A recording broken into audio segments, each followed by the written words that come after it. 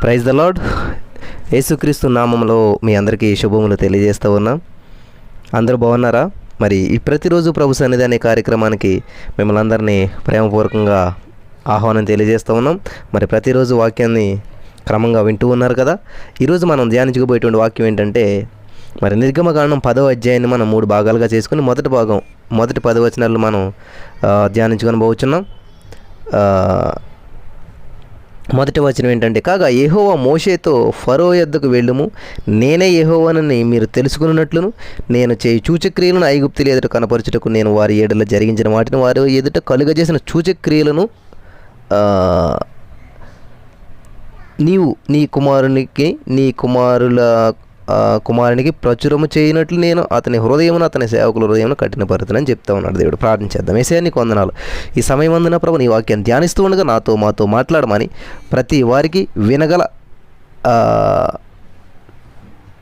కృపను దయచేయమని, నీ నా మహిమర్ద నడిపించమని, బలపరచమని, ఇంతవరకు నా మాతో ఉన్నందుకు వందనాలు. ఈ వాక్యాన్ని ధ్యానిస్తుండగా నువ్వే సహాయం చేయమని యేసు నామంలో ప్రార్థించి పొందుకుని మా పరమ తండ్రి, ఆమేన్.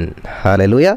ప్రియమైనటువంటి సహోదరి స్నేహితులారా, ఇక్కడ మనం ఈ మొదటి 10 వచనాలు మనం చదివేస్తే ఒకసారి చదివేద్దాం. నీవు నీ కుమారులకి ఇదంతా చెప్తాకని చెప్పి చేయాలని చెప్తున్నాడు. కాబట్టి మోషే అహరోనులు ఫరో ఎదుటకు వెళ్ళి అతను చూసి ఇలాగ చెప్పి, హెబ్రీయుల దేవుడికి యెహోవా సెలవిచ్చిన దేవగా నీవు ఎన్నాళ్ళ వరకు నాకు లోబడక వాళ్ళకి ఇందువు నన్ను సేవించడానికి నా జనులను పోనిమ్ము. నీవు నా జనులను పోనీయ నొల్లని ఎడల ఇదిగో రేపు నేను మిడతల దండను నీ ప్రాంతంలో రప్పించేదను, ఎవడను నేలను చూడలేనంత అవి దాని కప్పును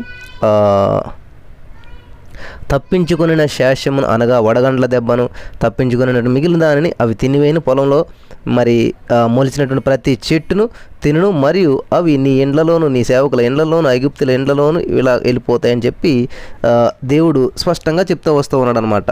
హల్లెలూయా. అట్టి వాటిని చూడలేదని ఫరోతో చెప్పి వెళ్ళిపోయాను. అప్పుడు ఫరో సేవకులు అతన్ని చూసి, ఎన్నాళ్ళ వరకు వీడు మనకు ఉరిగా నుండును, తమ దేవుడైన యెహోవాను సేవించడానికి ఈ మనుషులను పోనిమ్ము, ఐగుప్తు దేశం నశించినదని నీకింకనూ తెలియదా అని మోషే అహరోనులు ఫరో యొద్దకు మరలా రప్పింపబడగా అతడు, మీరు వెళ్ళి మీ దేవుడైన యెహోవాను సేవించడు, అందుకు ఎవరు వెళ్ళుదరని వారిని అడిగాను. అందుకు మోషే, మేము యెహోవాకు పండుగ ఆచరించవలను కనుక మా కుమారులను మా కుమార్తెను మా మందలను మా పశువులు వెంటబెట్టుకుని పిల్లలతో కూడా వెళ్ళుదామని చెప్పిన. అందుకు అతడు, యెహోవా మీకు తోడైండునా, నేను మిమ్మల్ని మీ పిల్లలను పోనిచ్చేదనా, ఇదిగో మీరు దురాలోచన గలవారు అని చెప్పి అంటా ఉన్నాడు అనమాట. హల్లెలూయా. దేవునికి స్తోత్రం కలిగిన గాక. ప్రియులారా, మనం ఇప్పుడు దీన్ని ధ్యానం చేసుకుంటూ వెళ్దాము. ఇక్కడ మనం చూసినట్లయితే ఈ మోషేతో కలిసి మరి దేవుడు జరిగించినటువంటి అద్భుతాలు ఆ తరతరాలకు ఎంతో ఉద్రేకభరితమైనటువంటివి అన్నమాట. అలాగే మరి ఈ తల్లిదండ్రులు మరి జీవితంలో చేసినటువంటి అనుభవాలు, అదే అద్భుతాలు, వారికి ఒక అనుభవాలు అనమాట. కాబట్టి ఈ తల్లిదండ్రుల యొక్క అనుభవాలు దేవుడు వారి పట్ల జరిగించేటువంటి మేలులు వారి పిల్లలకు వారసత్వం అనమాట, వారి విశ్వాసానికి పునాది అవుతుందన్నమాట అని మనం గ్రహించాలి. దేవునికి స్తోత్రం.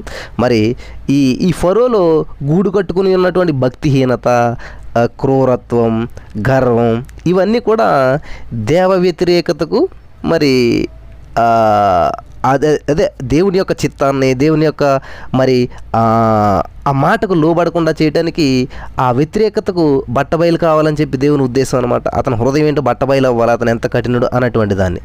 మరి ఈ ఫరో పశ్చాత్తాపం చెందటం మరి ఆ విధంగా చెందటానికి కూడా దేవుడు మరి అవకాశం ఇస్తున్నాడు. ఫరో ఏమైనా మారతాడేమో, పోనీ ఇప్పుడైనా పశ్చాత్తాపించడానికి దేవుడు అవకాశం ఇస్తున్నాడు. కానీ దేవుడు మరి ఈ పితరులతో చేసుకున్నటువంటి నిబంధన ఎన్నటికీ వీడిపోడు, మర్చిపోడండి. హల్లెలూయా. దేవునికి స్తోత్రం కలుగును గాక. హల్లెలూయా. ప్రియమైనటువంటి సహోదరి స్నేహితులారా, దేవుడు ఎంతైనా నమ్మదగినటువంటి వాడు, అద్భుతమైనటువంటి అవకాశాన్ని వస్తూ ఉన్నాడు. హల్లెలూయా. ఇక్కడ మనం చూసినట్లయితే ఈ నిర్గమకాండం 4వ అధ్యాయంలో మనకి 21వ వచనంలో చూసినట్లయితే అక్కడ ఒక మాట దేవుడు చెప్తున్నాడు. అప్పుడు యెహోవా మోషేతో ఇట్లను, నీవు ఐగుప్తునందు తిరిగి చేరిన తరువాత చేయుటకు నేను నీకు ఇచ్చిన మహత్కార్యములన్నీ ఫరో ఎదుట చేయవలను సుమే, అయితే నేను అతని హృదయమును కఠినపరిచెదను, అతను జనులను పోనీయడు. ఎక్కడో చెప్పాడు దేవుడు ముందే. హల్లెలూయా, దేవునికి స్తోత్రం. 7వ అధ్యాయం 5వ వచనం చూసినట్లయితే, నేను ఐగుప్తు మీద నా చేయి చాపి ఇశ్రాయేలును వారి మధ్య నుండి రప్పింపగానే నేను యెహోవానని ఐగుప్తులు తెలుసుకుందరను. కాబట్టి దేవుడు ఇట్లాంటి వాగ్దానాలు వస్తూ ఉన్నాడు అనమాట. కాబట్టి ఈ రాబోయేటువంటి తరాల వారు కూడా దేవుడిని తెలుసుకోవాలన్నటువంటి ఉద్దేశంతోనే దేవుడు ఇదంతా చేస్తూ ఉన్నాడు. ఇజ్రాయేల్ ప్రజలు 400 సంవత్సరాలు బానిసలుగా ఉన్నారు. దేవుడు మరి మోషేని పంపేసి అక్కడి నుంచి తీసుకొచ్చేసాడు అంటే అయిపోయింది అది. ఈరోజు మేము ఇంత స్థితికి వచ్చామండి. ఎంత కష్టపడ్డామో తెలుసండి, ఎన్ని నిద్రలేని రాత్రులు గడపం తెలుసండి, ఎంత పేదరికం అనుభవించామండి, ఎంత మానసిక ఒత్తులు అనిపించాయి, ఎన్ని నిందలు అండి, ఎన్ని అవమానాలు అండి. ఇవన్నీ లేవనుకోండి మన పిల్లలకి మనం చెప్పడానికి. ఏముందండి, ఇట్లా పరిచయం స్టార్ట్ చేసాం, దాన్ని మనం ఇట్లా పైకి వచ్చేసాం. ఏ గొప్ప దైవ సేవకుడు చూడండి, మన ప్రస్తుతం ఆడబడుతున్నటువంటి దైవ సేవకులు శామ్యూల్ భట్ గారి అనుభవాలు కానీ, మన జాన్ వెస్లీ గారు కానీ, లేకపోతే ఇంకా స్టీఫెన్ పాల్ గారు, వీళ్ళందరి అనుభవాలు మనం చూసుకుంటూ వెళ్ళినట్లయితే, సతీష్ కుమార్ గారు, చాలా గొప్ప గొప్ప దైవ సేవకులు మనకు ఉన్నారు. వీళ్ళందరి అనుభవాలు చూస్తే వాళ్ళు ఎప్పుడు చిన్నగా స్టార్ట్ చేశారు, ఎంతో కష్టపడ్డారు, ఎన్నో శ్రమలు, అవన్నీ ఇప్పుడు వెనకటి తరానికి వాళ్ళ జీవితాన్ని అనుభవాలుగా చెప్తూ ఉన్నారు. అదే చెప్తున్నాడు ఇక్కడ దేవుడు. దేవునికి స్తోత్రం కలిగిన గాక. ఎందుకని ఇజ్రాయేల్ ప్రజలకు ఇన్ని మరి అద్భుతాల ద్వారా దేవుడు తీసుకొచ్చాడు. సముద్రాలు పాయలవటాలు, ఈ ఐగుప్తీల మీదకేమో వడగళ్ళు వచ్చి పడిపోతున్నాయి, కానీ వీళ్ళు ఇంట్లో రావట్లేదు, అక్కడ చీకటి అయిపోతుంది. ఇక్కడ ఇవన్నీ ఎందుకు చేస్తాడు దేవుడు అంటే హిస్టరీ అనమాట, వెనకాల వాళ్ళకి చెప్పుకోవడానికి. దేవునికి స్తోత్రం కలిగిన గాక. ఈ 10వ అధ్యాయం 7వ వచనంలో ఈయన అంటాడు చూడండి ఒక మాట. 3వ వచనం 10వ అధ్యాయం 3వ వచనంలో మనం చూసినట్లయితే చూడండి, ఫరో అహరోనుల ఎద్దకు వెళ్ళి అతను చూసి ఇలాగ చెప్పిరి, హెబ్రీయుల దేవుడు యెహోవా సెలవిస్తున్నాడు పంపించమని చెప్తుంటే, అతను 9వ అధ్యాయం 17వ వచనంలో కూడా మరి ఒక మాట ఉన్నది మనకి ఈయన అన్నటువంటి మాట, నీవు ఇంకా నా ప్రజలను పోనీయ నొల్లక వారి మీద అతిశయపడుచున్నావు అని చెప్తా అంటుంటాడు. హల్లెలూయా, దేవునికి స్తోత్రం. ఈ ఫరో మరి ఈ ఫరో మంత్రులు ఈ ఆలోచన చెప్పినప్పటికీ కూడా ఫరో దేవునికి లొంగడానికి ఇష్టపడతలేదు. చూడండి 10వ అధ్యాయం 7వ వచనంలో చెప్తా ఉన్నాడు చూడండి ఆయన. అప్పుడు ఫరో సేవకులు అతను చూసి, ఎన్నాళ్ళ వరకు వీడు మనకు ఉరిగా నుండును, అది తమ దేవుడైన యెహోవాను సేవించడానికి మనుషులను పోనెమ్ము అని చెప్పేసి ఐగుప్తు దేశం నశించిపోతుందని చెప్పి అక్కడ చెప్తూ ఉన్నారు, ఫరోకి సలహా ఇస్తూ ఉన్నారు. హల్లెలూయా, దేవునికి స్తోత్రం కలిగిన గాక. కానీ ఫరో మంత్రులు ఈ ఆలోచన చెప్పినప్పటికీ కూడా ఫరో దేవునికి లొంగడానికి ఇష్టపడతలేదనమాట. చూడండి, కొంతమంది దేవుని నమ్ముకోవాలని ఎంతోమంది ఎన్నో విషయాలు చెప్తుంటారు, అయినా కూడా వాళ్ళ మనసు మారదు, దేవుని దగ్గరికి రావడానికి ఇష్టపడరు అసలని. హల్లెలూయా, దేవునికి స్తోత్రం కలిగిన గాక. కాబట్టి ఈ యొక్క ఇజ్రాయేల్ వారి పిల్లలను తమ ఆధీనంలో ఉంచుకోవడానికి మరి అని చూస్తూ ఉన్నటువంటి వ్యక్తిగా మనకి ఇక్కడ కనిపిస్తూ ఉన్నాడు ఈ మోషే అహరోనులు. మరి చూడ, ఈ యొక్క ఫరో ఆలోచన చూసారా, 10వ వచనంలో మనం చూసినట్లయితే తెలుస్తూ ఉంది, అందుకు మిమ్మును మీ పిల్లలను పోనిచ్చేదనా, ఇదిగో మీరు దురాలోచన గలవారు, పురుషులైన మీరు మాత్రం వెళ్ళి యెహోవాను సేవించుడి. ఈ 11వ వచనం నుంచి మనం రేపు ధ్యానించుకుందాం. ఈరోజు 10 వచనాలు మాత్రమే మనం ధ్యానం చేసుకుందాం. చూడండి, ఈ యొక్క చూసారా ఫరో ఎంతటి దురాలోచన చేస్తూ ఉన్నాడంటే, నేను మిమ్మల్ని నిలనిస్తానా అంటే మీరు అందరూ వెళ్ళిపోతారా, మగోళ్ళు వెళ్ళి ఆరాధన చేసుకోండి లేకపోతే ఎట్లా అని చెప్తూ ఉన్నాడు అనమాట. హల్లెలూయా, దేవునికి స్తోత్రం కలుగును గాక. ప్రియమైనటువంటి సహోదరి స్నేహితులారా, దేవుడు ఎంతైనా కూడా నమ్మదగినటువంటి దేవుడు. మనల్ని నడిపించడానికి విడిపించడానికి ఆయన సిద్ధంగా ఉన్నాడు. కానీ జీవితంలో సమస్యలు ఇబ్బందులు ఎన్ని వచ్చినప్పటికీ ఖచ్చితంగా దేవుడు మనల్ని ఏర్పాటు చేసుకుంటూ ఉంటుంటాడు, వాటన్నిటి నుంచి విడిపిస్తూ ఉంటుంటాడు. ఇక్కడ ఫరో యొక్క హృదయం ఏంటన్నటువంటిది తెలుస్తూ ఉన్నది. హల్లెలూయా, దేవునికి స్తోత్రం కలుగును గాక. చూడండి, ఇక 11వ వచనం చూసినట్లయితే, పురుషులైనా మీరు మాత్రం వెళ్ళి యెహోవాను సేవించండి, మీరు కోరినది అదే కదా అని వారితో అనగా ఫరో సముఖము నుండి వారు వెళ్ళగొట్టబడిరి. హల్లెలూయా, చూసారా ఫరో ఆలోచన ఎలా పనిచేస్తుందో. పిల్లల్ని బిగబట్టేస్తే, పిల్లల్ని నెలకొండ ఇక్కడ చేసేస్తే మరలా వాళ్ళు వస్తారు. పిల్లలు లేకుండా మరి ఈ తల్లిదండ్రులు ఎలాగా ఆరాధించగలుగుతారు, ఆలోచించేయండి. కాబట్టి ఫరో లోకానికి సాదృశ్యం, ఫరో సాతానికి సాదృశ్యం. కాబట్టి మనం దేవుని సన్నిధికి, దేవుని ఆరాధించడానికి వెళ్తామంటే ఫరో ఏమంటున్నాడు, సాతానుగాడు ఏమంటాడు, మీరు వెళ్ళండి, మీరు ప్రార్థన చేసుకోండి, పిల్లల్ని వదిలేసేయండి పిల్లల్ని అని చెప్పి. ఈరోజు నా తల్లిదండ్రులు పిల్లల్ని చాలా గొప్ప వాళ్ళని చేస్తారు, చాలా బాగా చదివిస్తారు, చాలా ఉన్నతమైన స్థితిలో పెడతారు, కానీ దేవునికి చాలా దూరంగా ఉంటుంటారు. కాబట్టి ఫరో చేస్తున్నటువంటి ఆలోచన ఏంటంటే, పిల్లలు లేకుండా మీరు వెళ్ళి ఆరాధన చేసుకోండి అని చెప్తూ ఉన్నాడు. పిల్లలు లేకుండా తల్లిదండ్రులు ఎలాగ ఆరాధించగలుగుతారు? అనేక మంది పిల్లలు ఈ రోజున తమ తల్లిదండ్రుల నిర్లక్ష్యం వల్లనే ఈ లోకానికి అమ్ముడిపోతూ ఉన్నారు, ఈ లోకంలో విచ్చలవిడిగా తిరుగుతూ ఉన్నారు. తల్లిదండ్రుల నిర్లక్ష్యం వల్ల. హల్లెలూయా. ఆ యొక్క మాటకి ఈ మోషే ఆహారంలు అలా వెళ్ళడానికి అసలు ఇష్టపడలేదన్నమాట. కాబట్టి ఈజిప్ట్ మీదకి ఆ తర్వాత వచ్చినటువంటి తెగులు ఏంటంటే మిడతల తెగులు అనమాట. ఇది చాలా ప్రకృతి వైపరీత్యం కాదు, ఇదంతా కూడా ఏదో ఈ మిడతలు ఎలా ఉన్నాయంటే మరి ఇంట బయట అంతా మిడతలే. 2000 చదరపు మైళ్ళు కలిగినటువంటి భూమిని మిడతలు నింపేయడం. దేవునికి స్తోత్రం. హల్లెలూయా.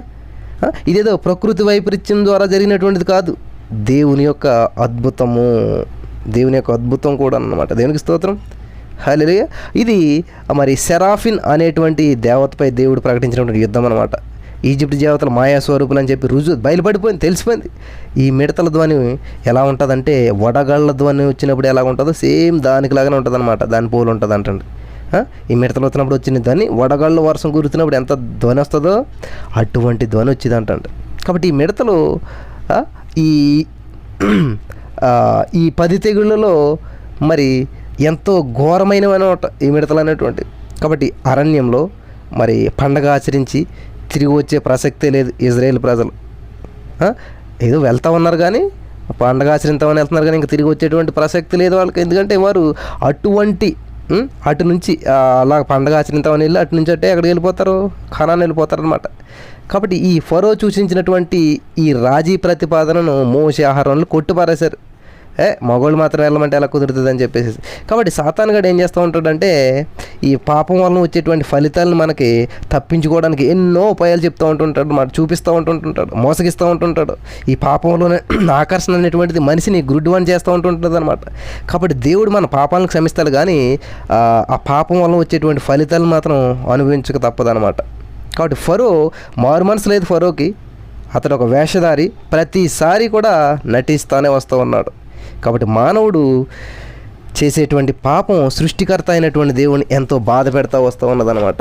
దేవునికి స్తోత్రం కలుగును గాక. ప్రియులారా, ఒక్కసారి ఆలోచించేయండి. చాలా అద్భుతమైనటువంటి విషయాలు దేవుడు మనకు తెలియజేస్తూ ఉన్నాడు. కాబట్టి ఫరో ఈ లోకానికి సాదృశ్యం, ఫరో ఈ లోకాధికారికి సాదృశ్యం, ఆ ఈజిప్ట్ అనేటువంటిది లోకానికి సాదృశ్యం అనమాట. ఈ లోకాధికారి ఎవరంటే సాతాన్ అనమాట. సాతాన్ గారు చూడండి ఏం చేస్తున్నాడు, అయ్యే తప్పు అయిపోయింది, మీ ఎదుట మీ దేవుడి ఎదుట మేము తప్పు చేశాను, పాపం చేశాను, క్షమించను అన్నట్టు మొక్కుతున్నాడు, పశ్చాత్తాపడుతున్నట్టు యాక్చెత్తున్నాడు. కానీ నిజమైనటువంటి వారు మనసులేదు. మరలా ఏం చేస్తూ ఉన్నాడు, తన యొక్క ప్రజలైనటువంటి ఐగుప్తులో నుండి ఐగుప్తు దేశంలో నుంచి ఈ ఇజ్రాయేల్ ప్రజల్ని, హెబ్రీల్ని విడిచిపెట్టి వెళ్ళనట్లేదు. మళ్ళీ లాజిక్లు మాట్లాడుతూ ఉన్నాడు.